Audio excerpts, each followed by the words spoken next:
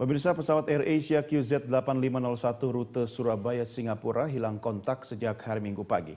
Analisis cuaca yang dilakukan oleh Lembaga Penerbangan dan Antariksa Nasional atau LAPAN menguatkan dugaan pesawat AirAsia QZ8501 gagal menghindari awan tebal cumulonimbus yang berada pada rute penerbangannya. Keberadaan awan cumulonimbus yang ada di rute penerbangan pesawat jenis Airbus A320-200 tersebut sebelumnya juga dinyatakan oleh Badan Meteorologi, Klimatologi, dan Geofisika. Dan kita akan membahas hal itu bersama narasumber yang sudah hadir di studio Berita 1 News Channel, Kepala Pusat Meteorologi Penerbangan dan Maritim BMKG, Syamsul Huda, dan juga pengamat penerbangan Dudi Sudibyo. Selamat pagi Bapak-Bapak sekalian. Terima kasih bergabung bersama kami. Pak Syamsul, terkait dengan awan, namanya saya sudah lupa lagi nih Pak. Cumulonimbus ya. Saking besarnya, bisakah mempengaruhi kondisi pesawat ketika masuk dalam awan itu? Jadi gini ya, awan cumulonimbus itu salah satu jenis awan yang tumbuhnya vertikal, yang mempunyai base cloud ya sekitar 500 meter, dan top cloudnya itu bisa mencapai 40.000 feet. 40.000 kaki? Ya, atau sekitar 13.000 meter lebih. Besar sekali ya? Nah, awan cumulonimbus itu di dalamnya mempunyai karakteristik, ada ya gerakan updraft, ada gerakan downdraft. Gitu. Dia aktif? Ya, dalam kondisi aktif dia itu ada gerakan updraft dan ada gerakan downdraft. Karena di dalam awan itu kan sebagian itu masih proses-proses yang terjadi dalam awan itu pembentukan ini butir-butir air, dan ada sebagian yang sudah menjadi air mungkin dia turun gitu. Sehingga ada daerah yang updraft, ada daerah yang downdraft gitu. Dalam kondisi aktif ini apakah bisa mengganggu penerbangan? Saya kira bisa mengganggu ya, karena ini ya, kalau di luar awan ini kan massa udara kan relatif lebih tipis dibandingkan di dalam awan yang massa udaranya terdiri dari uap air yang mungkin sudah terbentuk butir-butir air atau bahkan ada yang butir-butir es gitu. Sehingga ketika pesawat itu melalui pasti dari di luar awan masuk ke awan, ini akan mengalami perubahan massa udara dengan kecepatan yang cukup tinggi, maka ini akan mengalami semacam ada gerakan naik. Gitu.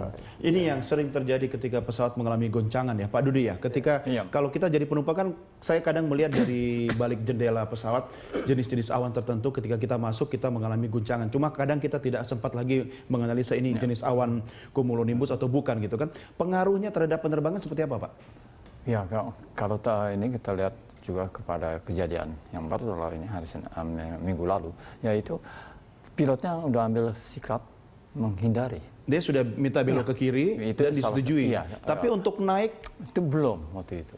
Nah, saya persoalan juga adalah jarak antara pesawat dengan pesawat awan lain. Itu, ya. Enggak, sama awan. Dengan awan. Ya, awan cumulonimbus 1 CB.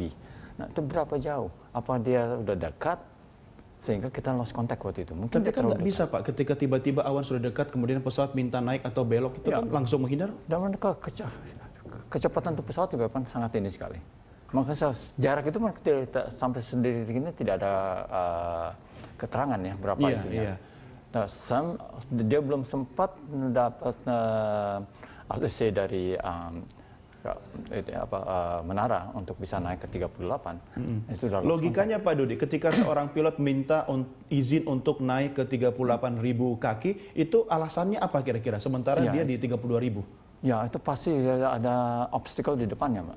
Ada ini. Biasanya untuk menghindari apa, Pak, kira-kira? Ya, antara lain awan CB ini. Jadi karena faktor cuaca? Iya, sama cuaca. Dia minta ini. Tapi izin yang diberikan kan hanya belok kiri saja? Dia berkenan juga untuk naik. Belum sampai itu izin keluar, kita belum tahu apa yang terjadi. Saya hanya ambil kesimpulan kemungkinan dia udah masuk ke awan itu. Jadi kemungkinan dia sudah masuk di awan ya. Tapi kalau sudah masuk kan dampaknya sudah terasa ya Pak ya?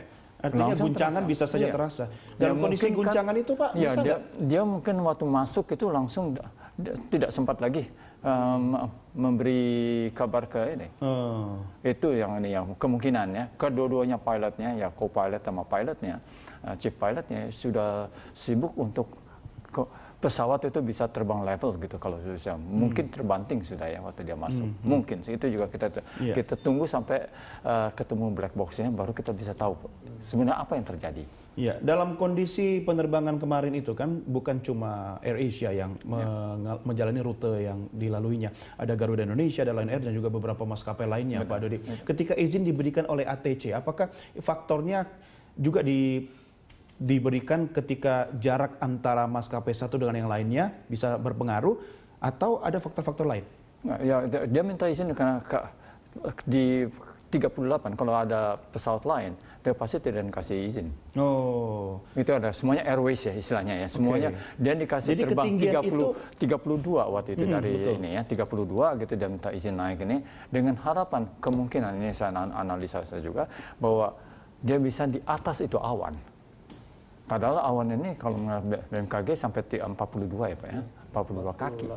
48 kaki. iya. Nah, itu dia. Artinya kalaupun minta izin naik ke 38 masih tetap dalam posisi berada di awan itu ya Pak ya? Masih bisa, masih ini masuk. Itu ya masalahnya di sana. Mungkin begitu dia masuk mendadak sudah tidak ada kedua-duanya pilot sangat sibuk untuk bisa level pesawatnya kembalikan atau keluar dari situ. Iya, iya.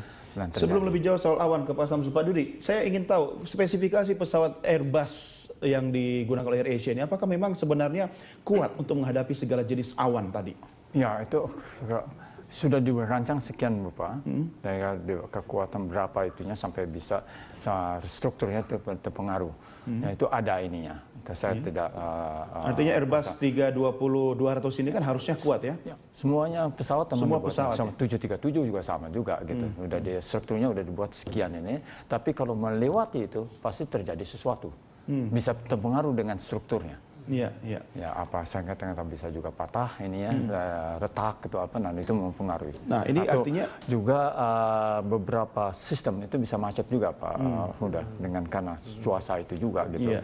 Stabilizernya atau apanya gitu ya, tidak artinya bekerja kan dengan baik. faktor alam sangat mempengaruhi kondisi pesawat juga ya Pak Dudi. Bisa Pak juga. Samsul Huda, kekuatan awan ini seperti apa sih? Bagaimana mengukur sebuah awan kekuatannya? Jadi ini ya terbentuknya awan dulu. Jadi ketika pola angin secara teoritis itu pada kondisi namanya konvergensi ya. Nah, istilah konvergensi itu kalau kita bayangkan di lingkungan kita untuk lalu lintas itu ketika ada dua jalan menjadi satu jalan. Itu daerah konvergensi. Nah, di daerah konvergensi itu sangat ini berpotensi terbentuknya awan-awan konvektif semacam cumulonimbus itu. Nah, di kawasan di mana rute ini AirAsia itu lewat kemarin itu memang kondisi cuacanya dengan pola angin seperti itu, sehingga kawasan itu sangat aktif terbentuk awan cumulonimbus. Nah, kemudian kekuatan awan itu sendiri, saya kira secara umum dia punya ini ya, gerakan vertikal dan gerakan vertikal dalam arti ada updraft dan downdraft. Itu kalau diukur kecepatannya, saya kira kemungkinan tidak terlalu besar ya. Ada data soal itu Pak, berapa kecepatan awan naik dan turun? Kalau kecepatan naiknya tidak terlalu besar lah ya. Masih lebih cepat kecepatan pesawat itu ya? Ya saya yakin itu. Tapi ketika ini kendaraan yang begitu tinggi kecepatannya itu akan jelas terpengaruh biarpun itu kecepatannya tidak besar. Iya. Ya, taruh saja misalnya kalau kita melalui satu jalan kemudian ada gundukan, istilahnya polisi tidur itu sekecil apapun pasti akan itu pasti berguncang terasa pesawat. itu.